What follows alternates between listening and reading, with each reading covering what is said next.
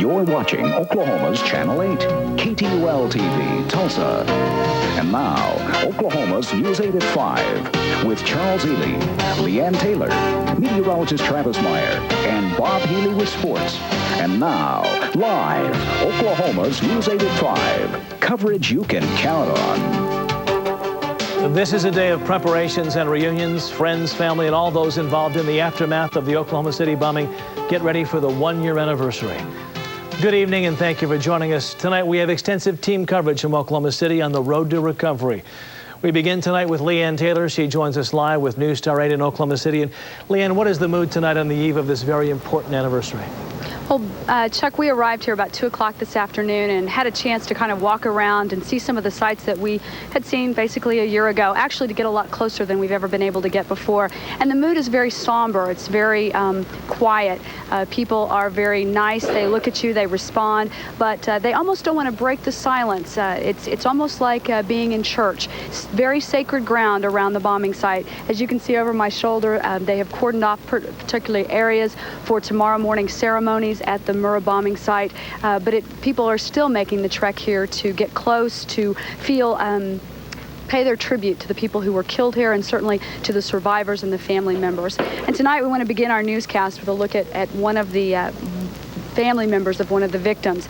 You know, the Oklahoma City bombing has certainly left us with a lot of vivid memories. You may recall Chris Fields, the firefighter, holding Bailey Allman. You may recall the gentleman who was brought down that ladder the day of the bombing, completely fine, right out of all that debris. But there's one little girl here in Oklahoma City who doesn't have any memories of April 19th. You see, she hadn't even been born yet. Tonight, I want you to meet Kylie Williams and her mother, Nicole, on their road to recovery.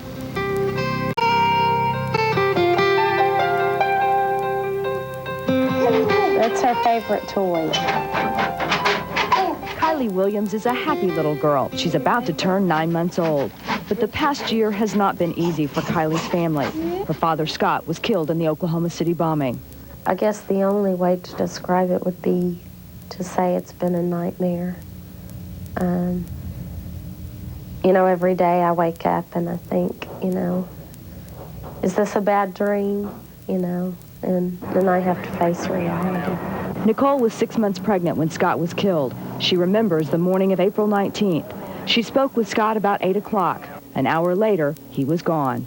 I knew that Scott would have been in that vicinity, so I immediately panicked and I started paging him. And I probably paged him 100 times or more that day.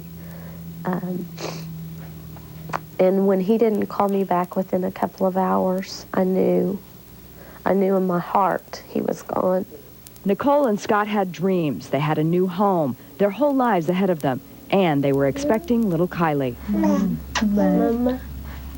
She looks like her dad. Seems to have his personality.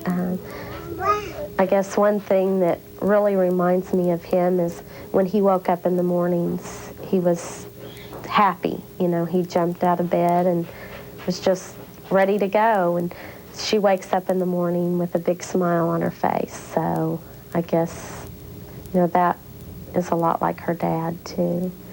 Even though Kylie's really too little to understand what's happened to her dad, Nicole says it's important that the two of them come out to the gravesite every holiday and lay flowers on his grave.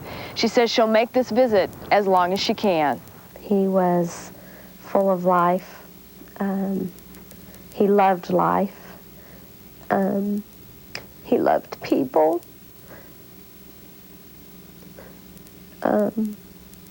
Wonderful husband.